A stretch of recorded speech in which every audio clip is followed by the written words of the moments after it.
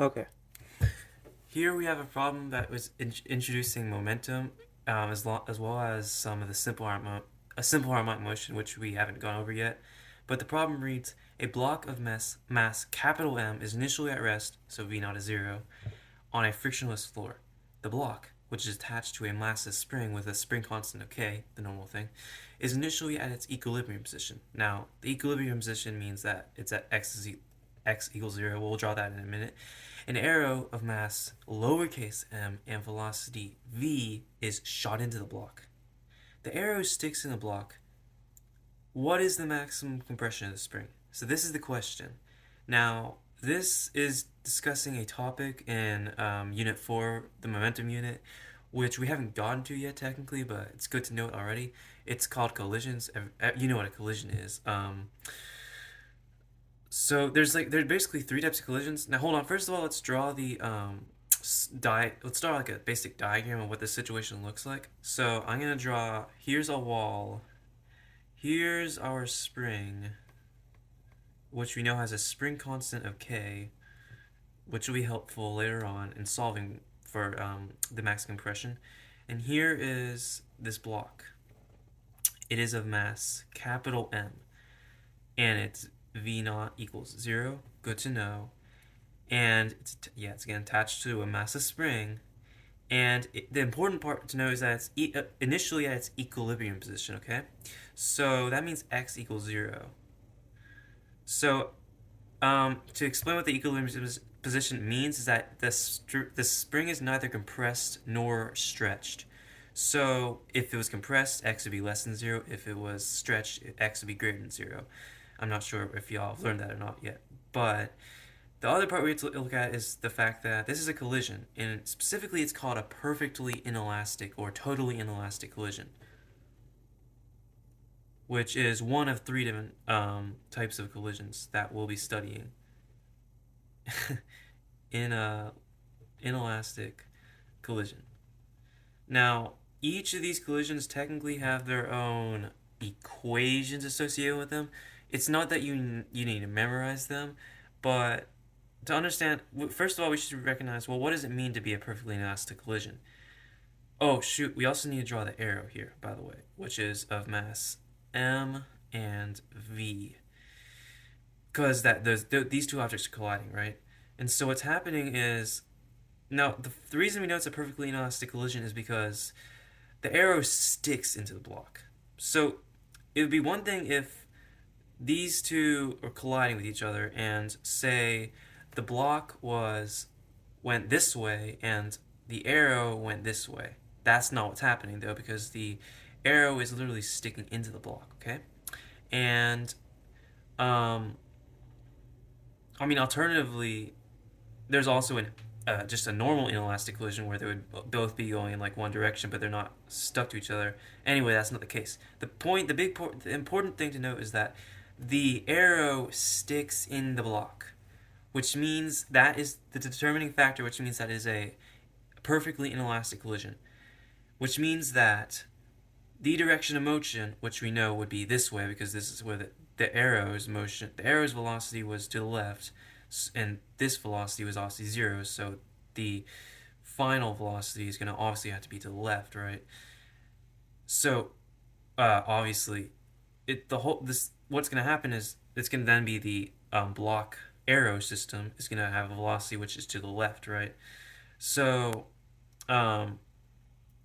yes. So now the equation for a perfectly inelastic collision is m1 v1 plus m2 v2 equals parentheses m1.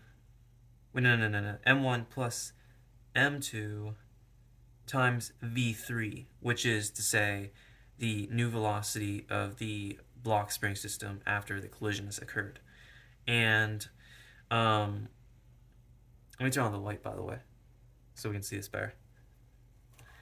Okay, so now the first thing because again, now the important thing to know is that we're solving for the compression of the spring, which but before you can do that, you have to understand, in this equation, which variable do we not have?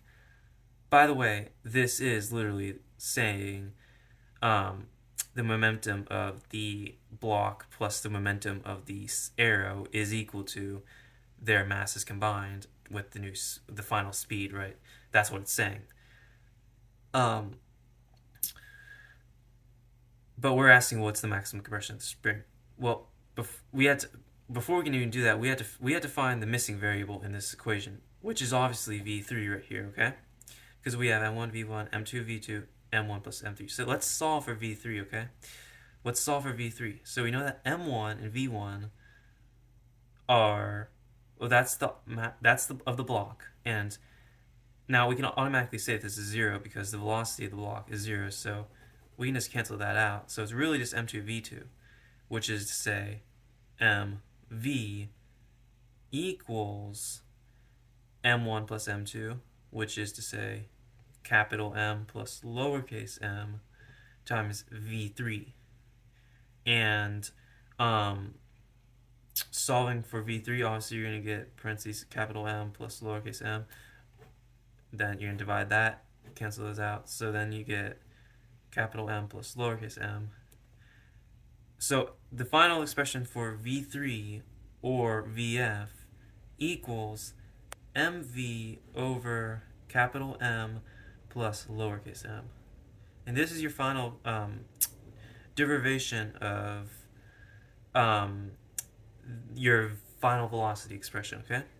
Now, this is, again, I already mentioned that this is a two-step problem, okay? This is not just one step. We're not looking for the final velocity. This is important to know, but this is not the final answer. Because now we have to find the maximum compression of the string. How in the world are we going to do that, though, is the question.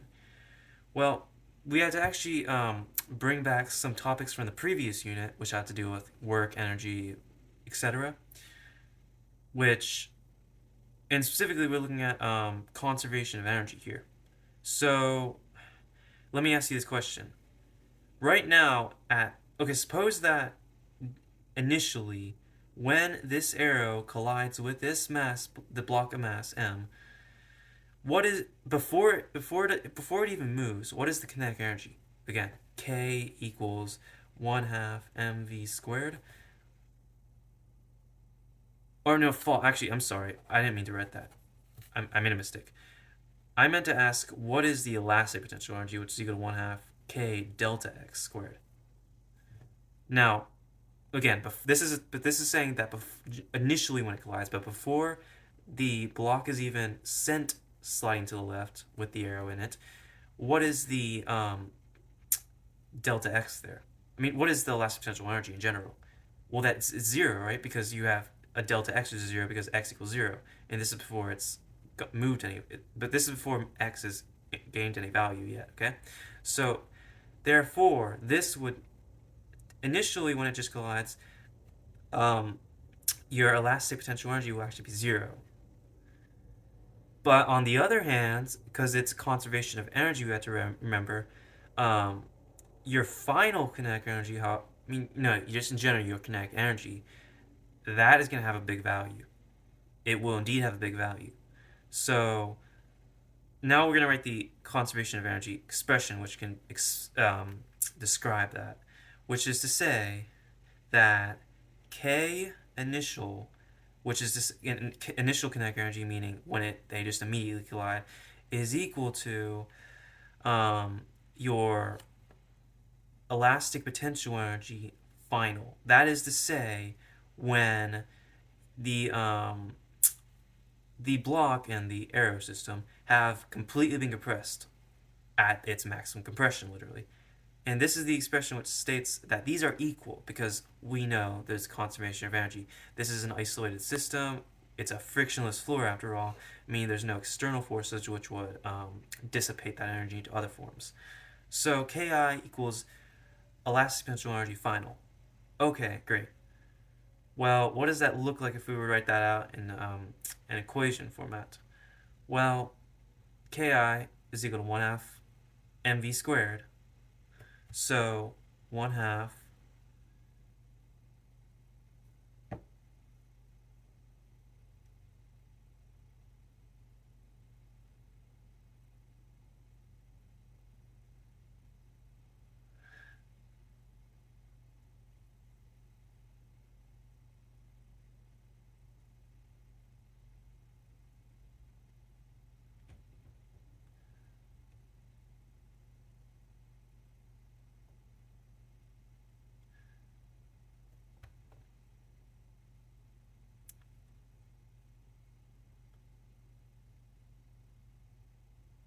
Aha, I understand it now. I'm sorry. Sorry for that silence. I get it now.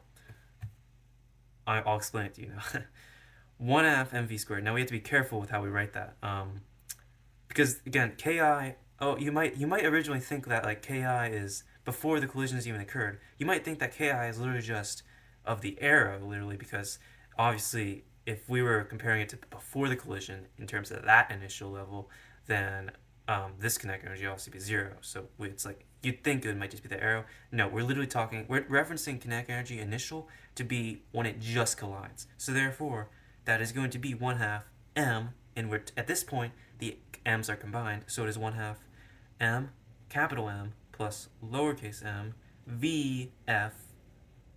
That is when they first collide, obviously. We originally found this suggestion, right? So vf, we're not going to substitute that in yet, but 1 half vf, 1 half m plus m, vf squared equals the last potential energy, which is final 1 half equals 1 half k delta x squared, which is what we're going to be trying to find here, okay?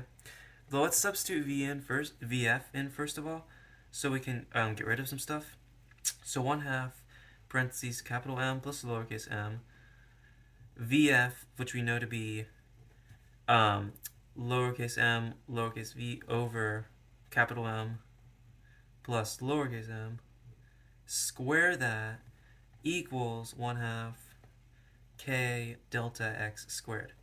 Now, the order in which you start solving this is actually kind of important because like the order of operations. So the first thing you're gonna want to do is you're gonna want to square this term right here. So what that's gonna look like is 1 half parentheses capital M plus lowercase m times m squared v squared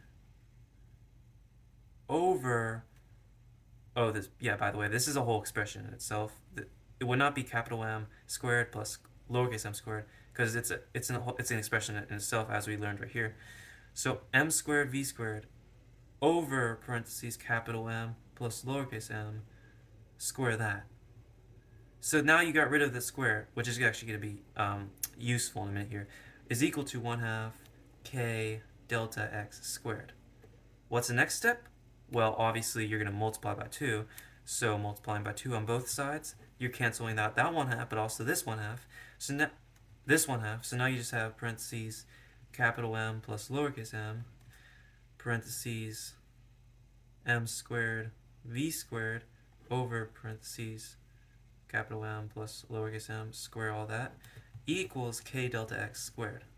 Okay? And before we mess with anything else and we try to get delta x by itself any further, what we're going to do is we're going to, you realize that this capital M plus lowercase m, there's also one right here, right? So what we're going to do is we're going to cancel this one out with one of these. Because, yeah, so, I mean, I think that makes sense, right? Capital M plus lowercase m, you're going to cancel one of that because you already have, this was squared, right? So then, anyway, now the expression you have is m squared v squared over just parentheses capital M plus m equals, because now we can get rid of these parentheses, by the way, equals k delta x squared. We're one step closer to finding delta x, which is the maximum compression of the spring. That's called the amplitude, by the way. It's not important right now. It's delta x in this case, okay? Because it's the final last potential energy, which therefore means it has to be the maximum compression. Obviously, the next step we do here is divide by k, boom. And so now we have delta x squared equals m squared v squared over k times capital M plus lowercase m, whatever that quantity is. Final step, obviously, is to take the square root. So square root of delta x squared is also just delta x equals, now, hold on. I want you to realize that taking the square root of m squared v squared, it wouldn't make sense if you took the whole square root of this whole thing. It wouldn't make sense because the square root of m squared is just m. So really it's only going to be the square root of k. It's going to be the square. You're only going to square root the denominator here because these are already squared.